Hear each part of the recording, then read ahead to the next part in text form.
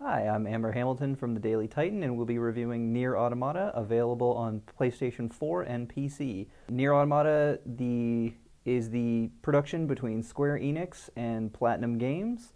It has the general Platinum Games style that you would expect, with very bombastic combat, really pretty visuals, and general sort of lunacy when it comes to the story at times. Premise of the game is that a race of aliens has invaded Earth, and you control a series of androids, specifically one named 2B, to return to Earth and fight against the machine menace that has been left behind by the aliens. The crux of the game is the combat, from what you would expect from Platinum Games. It's very, very fast, very actiony, and very crisply animated.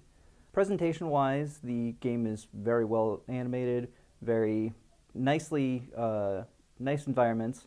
And the music has the returning of previous composer Ikichi Okobe, who does a pretty spectacular soundtrack with nice haunting vocals, backing, symphonic, and synthesized music. The series is the newest entry in the Drakengard series, which was known for having a sort of bullet hell vibe to its normal combat, and that has carried over even in the ground-based melee fights.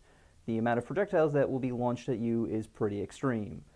Thankfully, this time around, there's a new rub that they are shaded two different colors and can be countered or destroyed based on if you hit them with light or heavy attacks, depending on their color. So you have some defenses against you against the swarm, but there's a lot of dodging that you're going to need to be doing. Additionally, the cutscenes will show you what you need to know, but they also kind of emphasize the spectacle that you would expect from something like Platinum Games. That is not to say that there isn't some problems in this area, particularly on the PC version. The frame rate of the game in the cutscenes is locked to 30 frames a second, and it's lucky if it even runs at that. Well, the main game runs at 60 frames a second, but not over. It's hard locked to 60, so no matter how good your computer is, you can't do better than that. The PC version also suffers some pretty bad issues with crashing. AMD-based card users are reporting errors of the game suddenly going to a white or black screen and being unable to escape that. And both of these issues are pretty big problems, since Nier Automata doesn't have any sort of auto-saving or checkpointing. You have to save, and you kind of can't if you can't see what you're doing.